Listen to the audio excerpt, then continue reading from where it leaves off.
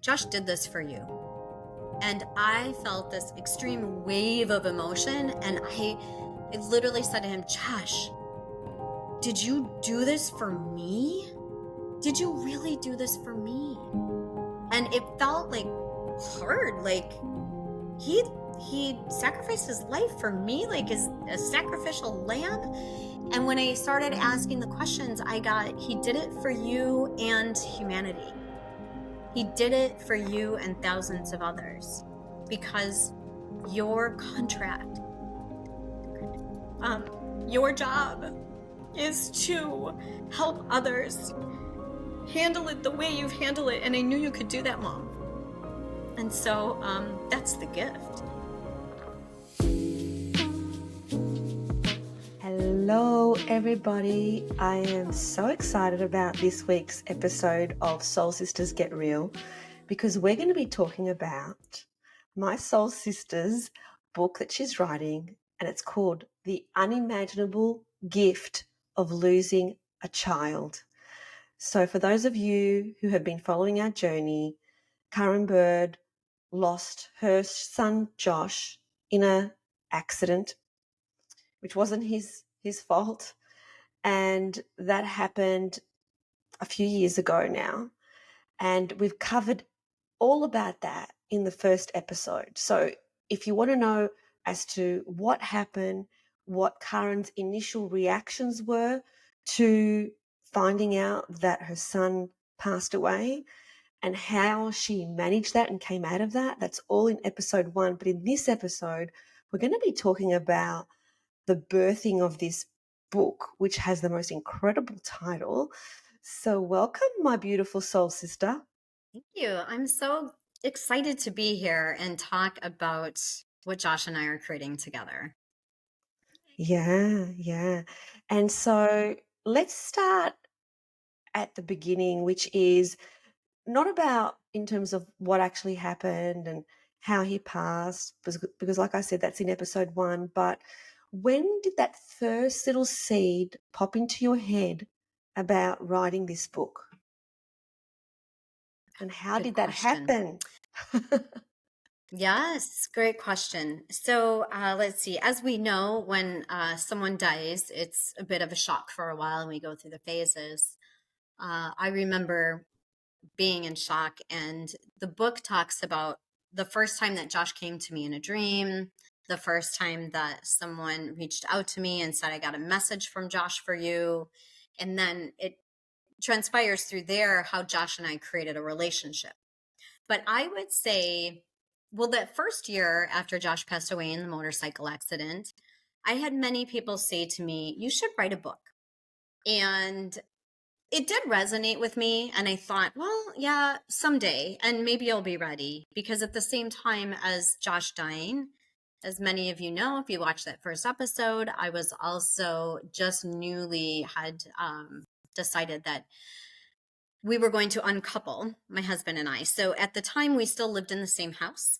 And the book explains the process of how that happened and how we moved through that. So that first year, people would say, you should write a book because you're managing through all of this so well.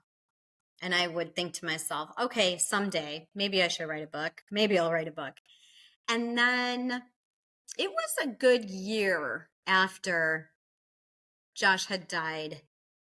And we had already established a relationship, he and I was getting messages from him. I still hadn't seen a medium because I was afraid to.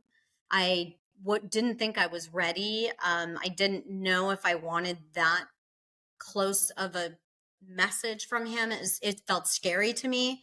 And I took the process one step at a time for when I was ready. And I checked with my heart, my God, am I ready? So I would say about a year and a half after Josh died, or maybe even a year after Josh died, something just said to me, it's time to write this book. And aha moment, it's all in your journals.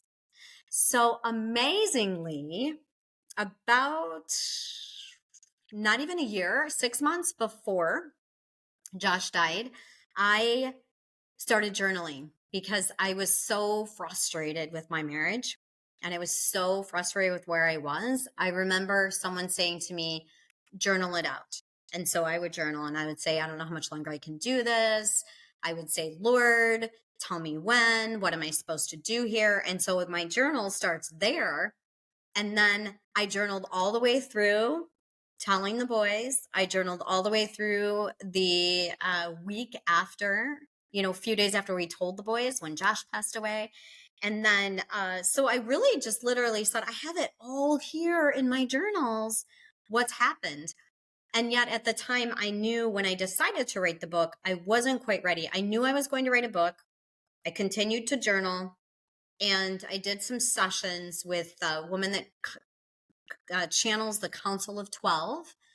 And I just knew it was still percolating. And I would say it was 2 years after Josh passed away. It's been 3 years now.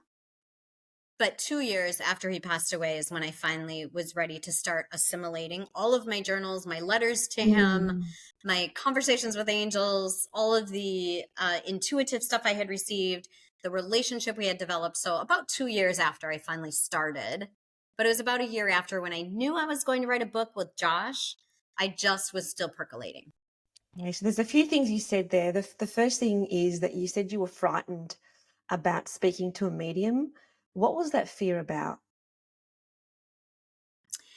It's interesting when I tap in. The fear was all around, am I ready? And I still struggle with that sometimes.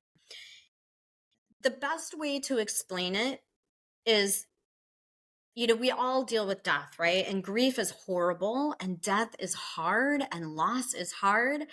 And there's something about your child dying that is so unnatural and hard to process and accept.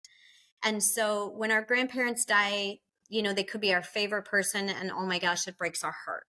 When our parents die, they're like super duper close to us and it breaks our heart. But what I know is that a relationship between a parent and a child is very different than the relationship or the feeling you have as a parent to a child, right? Like the love is a very different love. I love my parents, but in a very different way than I love my children, right? It's more intense. It's just more intense. And so what I found with losing a child is that the wound is so deep and the Mm. burden is so heavy that navigating through it there's some treading to do. When you're ready to open up, when you're ready to open that wound, when you're ready to allow in a different perspective, right? So for me, the fear around seeing a medium, even though I had a medium contact me saying, I want a hypnosis session with you. And she left a message. So I call her back and she says, oh, well, I don't need it anymore. I was in this crazy funk, but I laid on this mat and I don't feel like I need a hypnosis session anymore, but I'm a medium. And I said, oh, very interesting. I'm just learning about mediums. My son passed away about 6 months ago, or maybe a year ago. And she said, oh my gosh, he's right here next to me. And so the story is in the book, but we started communicating. So I had gotten messages from mediums from Josh. I had started to get messages from him personally, but the idea of sitting down with a medium for an entire hour, and what I found is that it was almost as if Josh was next to me. And our conversation was amazing. It was literally like I was having a conversation with Josh next to me. And so I think I knew that was going to be very, very, very intense because it's almost like I got him back for an hour and then he's gone again. Mm. And so I was afraid. Like I was afraid to have that connection and to feel that because I want that all the time. And so I had to be ready. So it was about 2 years when I did a lot of research on the best mediums in the world that I knew would be totally legit. And I got a really great one. The messages were amazing. They're all in the book. But I needed to be ready. I wasn't ready for, like I said, that deep, deep wound that's just still there to be opened up at the time Hmm. before that. And as you said, then to lose him after an hour because the medium's finished the session. So it's almost like you have to grieve all over again from the very beginning. So, Caryn, with regards to this book, what makes it incredible and amazing? and I can't wait to read it, is that you actually are writing it with Josh, your son who's passed. You're writing it together. So you said that Josh contacted you personally as well. Take us through the first time that happened. Okay, so it was actually a process. It started with signs from him. And I had read the book Signs, and I was in it's a assimilation of stories of people how they see signs from their loved ones. It's by Laura Ingalls. And so I started asking him for specific signs. And the signs were very interesting because I would ask him for a sign and then I would see a sign. And I started to realize that the last 3 years before he died, he had given me gifts with hummingbirds on them. And I didn't know why. Like I got a hummingbird chime. He gave me a birdhouse with a hummingbird on it. He would give me pictures with hummingbirds on it. And so I didn't really realize, but what's interesting is now I realize that his soul knew what he was doing and he did this for a reason because I love hummingbirds and I have a hummingbird feeder on my deck. And I didn't know this till after he died, but I started to think, oh, the hummingbirds are a sign from him. And then his girlfriend told me that he used to tell her that I reminded him of a hummingbird because I would move around so quickly. And so I started to see signs like that. I started to be open to it and open to the signs that he was sending me. And then I learned how to meet him in a room and how to create a room in a meditative state and ask him to meet me there. And then that's the room I would meet him in. And that happened for a while. And then I learned how to hear him. And it's not necessarily like hear his voice, although sometimes I do hear his voice, especially at night in dreams. It was more of a knowing he was talking to me. So that clear sentience. And one time I heard him tell me to meet him in a different room. Like he was sick and tired of our dining room that I had created. He wanted me to meet him in the wrestling room. And I could see him in there. I was on a chair and he's bouncing off the walls. He had a lot of energy. So there was started to get those kind of messages. Now, I'll be honest. Do I want more? Yes. Do I always want more? Yes. Do I wish that every single day he was talking to me every single moment? Yes. And when my mind is so busy on work and whatever else is on my mind, it's hard for him to communicate with me. So it's more about tapping in and feeling him. Although even before we met, we were kind of grounding in before we do our podcast. We always ground in together. And I can feel his presence. I can feel that he's right here. He's right here in the chair next to me when I call him in. So Yeah. I mean, the title of the book itself, The Unimaginable Gift, is already like, you're going against the grain in terms of what we are brought up to believe about death, especially the death of a child. And I know that you would never want this gift. And if you could give the gift back, you absolutely would give the gift back just so that you could have your child back. But, you know, he is gone and you do see it as a gift, and it's incredible that you've got that perspective because, if we can see our child passing away as a gift, we can see anything as a gift. And so, who is this book for, Caryn? this book is for anyone that has lost someone they love, that is moving through grief. This book is for especially parents that have lost children. I'm in a lot of grief groups in Facebook, and there's a lot of pain. And so it's giving them hope. Right? It's giving them hope. And my message for those that read the book or get their hands on the book is they're gone physically, but they are not gone. They're still here with us and they want to communicate with us. They want to tell us they love us. They want to send us signs, and we have to be open for it. And when we sit in grief and anger and sadness or guilt or regret, it's hard. So the book is for anyone that is struggling with grief, that has experienced loss of a loved one, and to give them hope.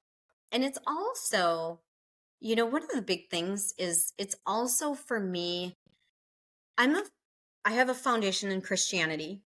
I never believed in spiritual stuff. I thought it was wrong and it was bad and it was woo woo and it was not of God. And it's also for those Christians who are in a space of opening up to a broader view of what is spirituality. Because we could say Christianity is spirituality, but for me, Christianity and spirituality are very similar. It's all God. It's all God. And it's all Mm. what He gave us. And it's the souls that are inside of us that are not gone when someone dies. Their soul is still here. And that's God. Like, to me, why would He not want us to have a continued relationship? Why would He want me to live in sadness that I am never going to feel Josh, hear Josh, experience Josh again forever, eternity? So our souls are still here. And it's for anyone that is questioning that, anyone that is stuck in grief, anyone that thinks they'll never see their loved one or feel their loved one again, because you Mm. can.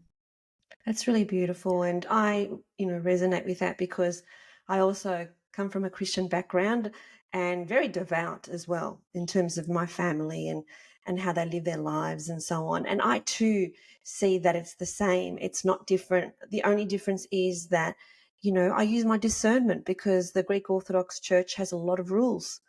And who are those rules made by? They're made by humans. They are not, the word of God. So I use my discernment in terms of what rules, you know, resonate with me and what rules don't resonate with me. But in terms of the foundation of Christianity, it's everything is aligned. Even the archangel names are the same. Everything is aligned. And so it's beautiful that you're actually giving this opportunity, not just for people who have lost a child, but for people who are, you know, open to experiencing, well, what else is there? What can I question about what I believe? And how can this now open up for me? So, can you tell us about the structure of your book? Like, how is it set out? It's chapters, and it is the first couple drafts are complete. There's still ways to go with it when it comes to the editing. And so, yeah, it's literally set out. The first chapter is the phone call that we received and what that was and how I experienced it and my experience of it and feeling it deep in my gut. And then that moves on to the celebration of life. And we're going to go through chapter by chapter as we do this. And we're going to talk about what does it look like? What is in the book? But it goes through that. And then it goes back a little bit to before Josh died and what my life looked like there and how I made the decision I made to change my life because I couldn't reach what I knew my soul was calling me to do. It talks about how I opened up to spirituality. That was not in my wheelhouse, but I started to feel just a few days after Josh died, even maybe the day after, an amazing peace. It was it was not an earthly peace, it was only of God, and that was the opening of my spiritual journey. Then I started getting Josh in my dreams, telling me I'd be okay. And so there's that aspect of it. And then it moves through each chapter of what came into my life and how Josh started communicating with me and how we started to develop our relationship and what our relationship looks like now. Mm, beautiful. And the actual title itself, you said that that was downloaded to you from Spirit, the title of the book. How did that happen? I believe when things are meant to be, they come easily. And I'm going to be honest, and I still think about this sometimes. I never wanted to be an author. I never wanted to publish a book. I never wanted to market my book. Like, that was not ever in my life's plans that I knew of, right? Now, I believe this is my soul's mission, that this is God's mission for me, is to help others that have lost children move through it the way I did. And so it's all been easy. I mean, literally, the book has been easy because I knew, I have no idea how my soul knew this, to start journaling every single day since 6 months before Josh died, all the way up until just recently. I'm not journaling quite as often because I'm busy working on the book. And it just came to me one day. I actually, the originally I had come up with, and this was before I even started assimilating the book, that it would be called The Gift of Losing a Child. And I thought, well, that's a good title. I liked it. And then I read something and that word unimaginable came, and I thought, how else can you describe? Because it's absolutely unimaginable Mm. when you get that phone. It's an unimaginable gift. And right in the beginning, just like you said, I say it is not a gift that I ever wanted. I would love to give it back. And yet it has been a gift for me. And I know it will be a gift for thousands of others. Yeah.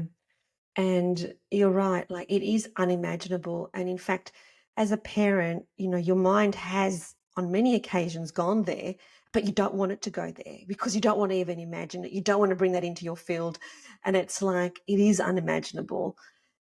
Yeah, absolutely. So, in terms of the gift part, is there anything that you can speak on that in this episode? I know we're going to go through every chapter in upcoming episodes, but in terms of the gift and seeing this as a How has gift. it been? Thousands of ways. Thousands of ways. I Josh gave me a gift by I'm a different person because of it. I am spiritual. I am open. I am way less judgmental. I'd like to say non-judgmental, but as humans, we're always a bit judgmental. Um, I see life differently. I, um, it's been such a gift for me to give others. I've spoken to hundreds of people that have lost children that are not in the place I am, and I'm able to reassure them and walk them through that it's okay to feel this way and it's okay to look for signs. It's been a gift for me because I feel his love still. In fact, sometimes I feel like I wouldn't say better. It's a different relationship than he was here on this earth because, he was busy with his life, and I got him in little spurts when he decided to come over to have dinner with us or text me. Or now, it's all I have to do is call him in and tap in, and he's here. So it's a very different relationship, and yet it's a beautiful relationship that's a gift to me. And I mentioned this in the book, and I remember the day, and it was probably about a year ago, that I got this download, this message that said, Josh did this for you. And I felt this extreme wave of emotion. And I literally said to him, Josh, did you do this for me? Did you really do this for me?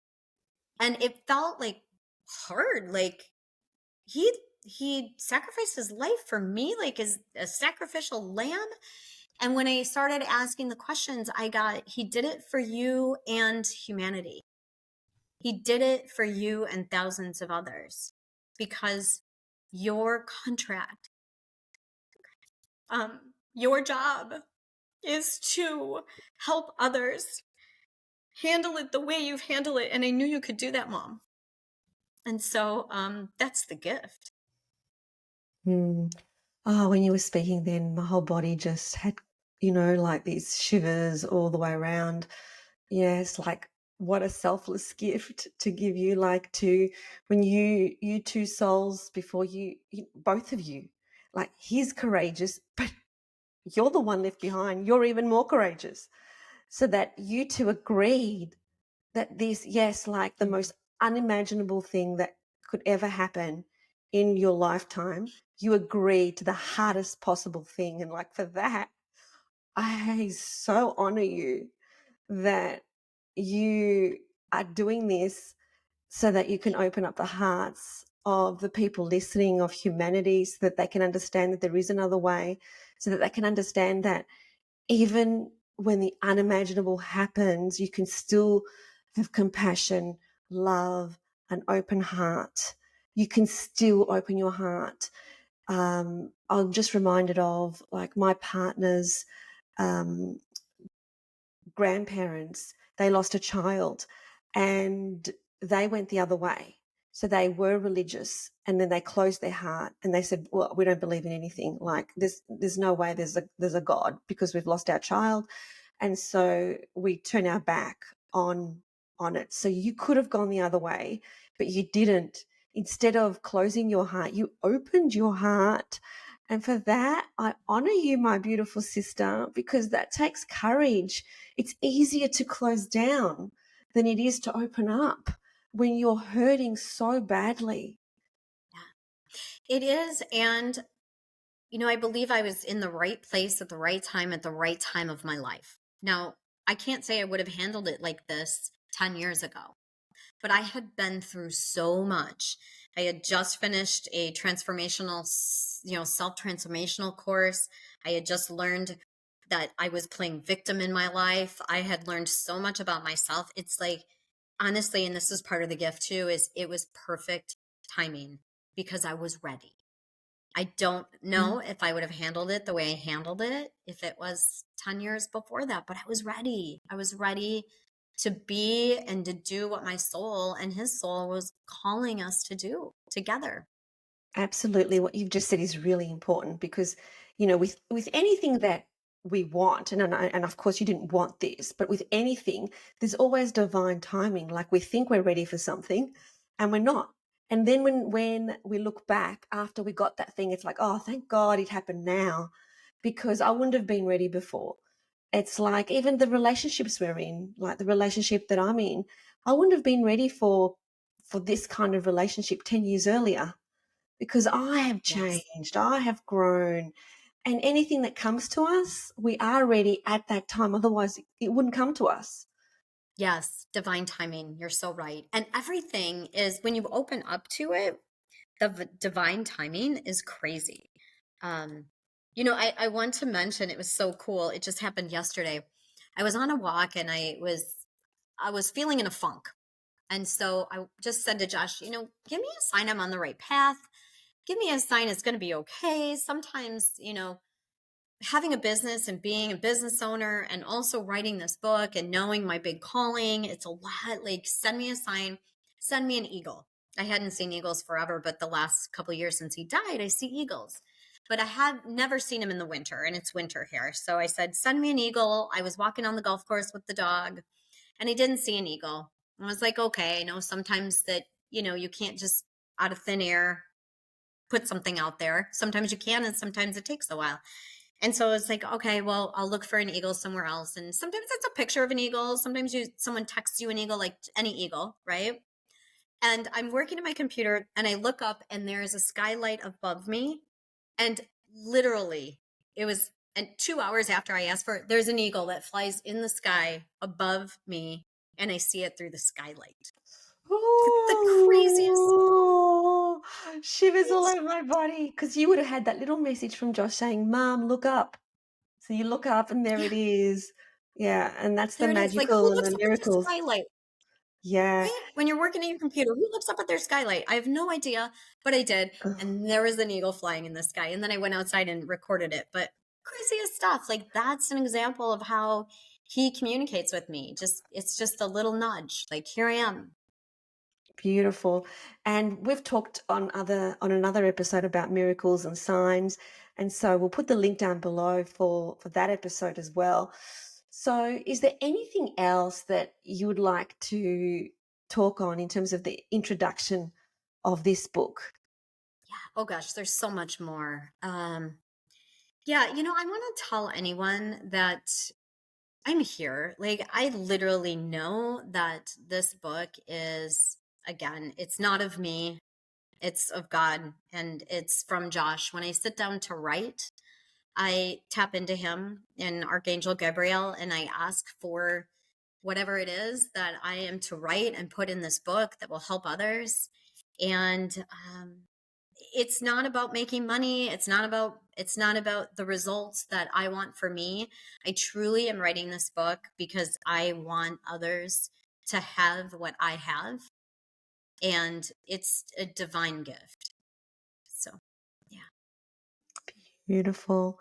And now we need to finish off with the question that we always ask, which is at this moment, because we've both answered this question many times on this podcast, on at this moment, what does getting real mean to you?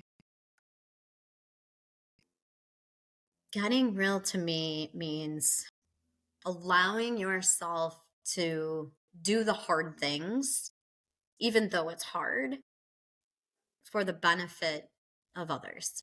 And, I've thought many times about this book and why am I doing this? And it's a lot and it's so much time. And yet, the getting real part is that I get to push through my fears and bare my soul, which is not easy for the rest of the world because I want to get real. And to Mhm. me, that's what get real means. Oh, I just feel like I just want to reflect back to you on you. This is your episode, and it just feels that opening your heart the way you did, allowing yourself to cry, allowing yourself to feel those emotions, allowing yourself to go there when it's uncomfortable to go there, because we've got such deep programming in terms of showing our vulnerabilities and crying and shedding tears. And yeah, thank you for doing that. Yes. Well, thank you for giving me the space and this time to talk about my big soul's mission, my purpose. And it's beautiful. And I just want to finish off by saying thank you for, even though it's so difficult and so challenging, that you are giving this unimaginable gift to everybody, to people who are going through the same ordeal. And I'm sure that you're going to be able to open their hearts when they read your words and they feel into your words and they feel into the energy of the book. So thank you for doing the hard thing. Thank you for choosing the hard road so that everybody can benefit. Thank you. And thanks for being on this road with me, my soul sister. Big kisses from Australia. Mwah, mwah, mwah. See everyone. Thanks for watching. We hope you loved it. And if you did, please like this video and subscribe to the channel. And remember, always connect to your truest essence. And choose love. We'll see you next time.